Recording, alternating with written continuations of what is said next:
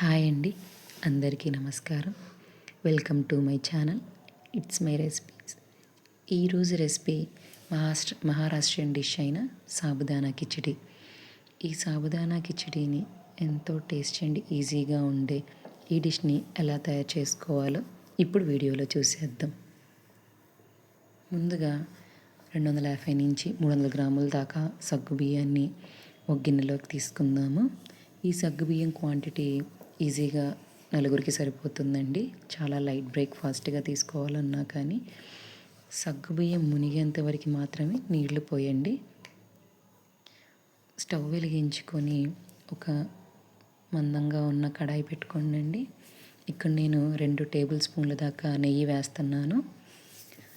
నెయ్యి కొంచెం ఎక్కువగా ఉంటేనే సగ్గుబియ్యం అనేది అతుక్కోకుండా విడివిడిగా బాగుంటుందండి తినటానికి. చక్కగా నెయ్యి అంతా కరిగిపోయేదాకా ఉంచుకొని, చూసారు కదా, నెయ్యి అంతా చక్కగా కరిగిపోయిందండి. ఈ కరిగి కొంచెం వేడెక్కిన నెయ్యిలో నేను ఒక చిన్న టీ స్పూన్ దాకా జీలకర్రను వేసుకుంటున్నానండి.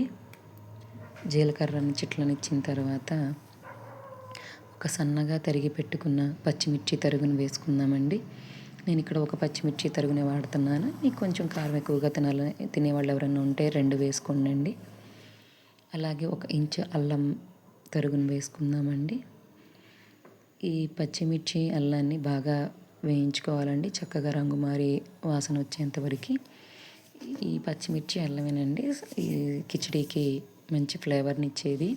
కాబట్టి చక్కగా కొంచెం ఫ్లేమ్ తగ్గించుకొని నీట్గా దూరగా వేయించుకుందామండి. అలాగే ఒక రెమ్మ కరివేపాకుని వేసుకుందామండి. కరివేపాకు కూడా చిటపట్లాడిచ్చిన తర్వాత నేను ఇక్కడ ఒక 2 ఫుల్ టేబుల్ స్పూన్ల దాకా వేరుశనగ గుళ్ళను తీసుకుంటున్నానండి. ఇవి పచ్చి వేరుశనగ గుళ్ళండి. ఒక 2 టేబుల్ స్పూన్ దాకా తీసుకుంటున్నానండి. మీరు కావాలంటే వేయించిన వేరుశనగ గుళ్ళైనా తీసుకోవచ్చు. ఇవి పచ్చివి కాబట్టి కొంచెం నిదానంగా లో ఫ్లేమ్ మీద వేయించుకుందామండి. హై ఫ్లేమ్ మీద వేయించుకున్నట్టయితే పైన రంగు మారిపోయి లోపలంతా పచ్చిగా ఉంటుంది, తినేటప్పుడు అసలు బాగుండదు. ఇలా నిదానంగా వేయించుకుంటే ఏమవుతుందంటే లోపల దాకా పప్పు బాగా వేగి తినేటప్పుడు కరకరలాడుతూ ఉంటుందండి. కాబట్టి నిదానంగా లో ఫ్లేమ్ మీద చక్కగా వేరుశనగలను వేయించుకుందాం. చూసారు కదండి, చక్కగా రంగు మారిపోయి వేగిపోయాయి. నేను ఇక్కడ ఒక పెద్ద బంగాళదుంపని చెక్కు తీసి ఉడికించుకొని పెట్టుకున్నానండి. మీరు కావాలంటే డైరెక్ట్గా కూడా వేసుకోవచ్చు. నేను త్వరగా అయిపోతుందని ఉడికించి పెట్టుకున్నానండి. ముందే ముక్కలు కట్ చేసి పెట్టుకున్నాను. ఉడికించిన తర్వాత ఏం ముక్కలు కట్ చేయలేదండి. కట్ చేసిన దాటిని ఉడికించి పెట్టుకున్నాను.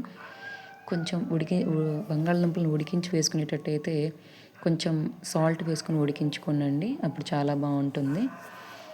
ఈ బంగాళదుంపలను కొంచెం నేతిలో మగ్గనిద్దామండి మూత పెట్టేసి.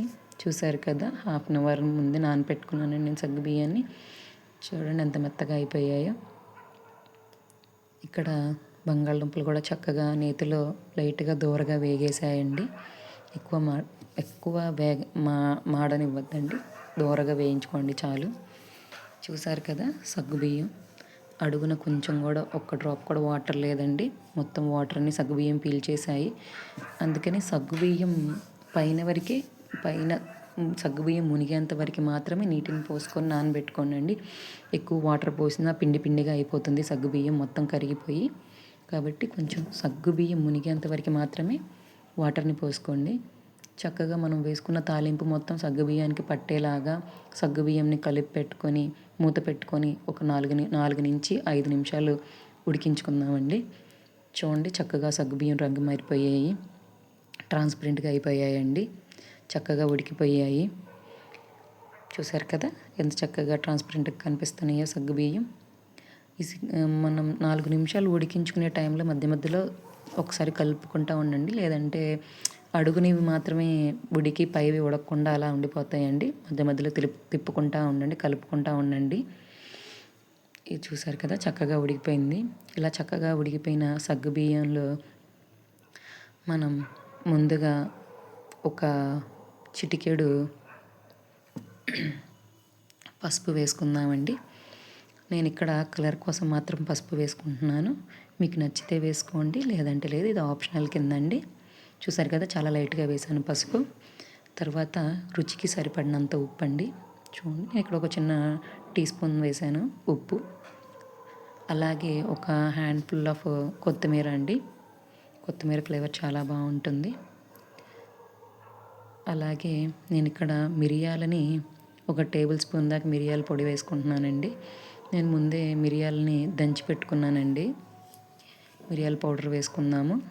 అలాగే కొత్తిమీరను వేసుకుందాము. ఫ్రెష్గా చాప్ చేసింది బాగుంటుందండి. అలాగే ఒక అరచక్క నిమ్మరసం వేసుకుందామండి. ఇవన్నీ వేసుకొని బాగా కలుపుకుందాము. దీంతో పాటు ఎవరికైనా ఇంట్రెస్ట్ ఉంటే ఒక హాఫ్ టీ స్పూను షుగర్ కూడా వేసుకోండి, చాలా బాగుంటుంది. కట్టా మీఠాగా సగ్గుబియ్యం కిచిడి అనేది. చక్కగా మొత్తం మనం వేసిన పదార్థాలన్నీ సగ్గుబియ్యానికి పట్టేలాగా బాగా కలుపుకుందామండి. బాగా కలుపుకుంటా ఒక నిమిషం పాటు వేయించుకుంటే మనం వేసిన ఉప్పు కానీ, నిమ్మరసం కానీ, కొత్తిమీర ఫ్లేవర్ కానీ చక్కగా సగ్గుబియ్యానికి పడుతుందండి. తినేటప్పుడు చాలా బాగుంటుంది. అంతేనండి, చూసారు కదా, చాలా simple and tasty, quick and ఈజీగా అయిపోయే ఈ సగ్గుబియ్యం కిచిడీని మీరు కూడా ట్రై చేయండి. ఈ సగ్గుబియ్యం కిచిడీకి బూందీ రైతా అయితే చాలా బాగుంటుందండి. నార్త్ సైడ్ అయితే ఎక్కువ ఈ సగ్గుబియ్యం కిచిడీ పైన కర్డ్ తోటి చేస్తారు. చాలా బాగుంటుంది తినటానికి. ఇలాంటి సింపుల్ డిష్ని మీరు కూడా ట్రై చేస్తారనుకుంటున్నాను. మీకు ఈ రెసిపీ నచ్చిందని అనుకుంటున్నాను. మీకు కనుక ఈ రెసిపీ నచ్చితే తప్పకుండా ట్రై చేయండి. ట్రై చేసి ఎంజాయ్ చేయండి. చాలా లైట్ బ్రేక్ఫాస్ట్గా ఉంటుంది. ఈ రెసిపీ కనుక మీకు నచ్చినట్టయితే లైక్ చేయండి, షేర్ చేయండి, సబ్స్క్రైబ్ చేయండి. అలాగే బెల్ ఐకాన్ని క్లిక్ చేయడం మర్చిపోకండి. ఇంతవరకు ఈ వీడియోని చూసినందుకు మీకు చాలా థ్యాంక్ యూ సో మచ్ అండి. నెక్స్ట్ వీడియోతో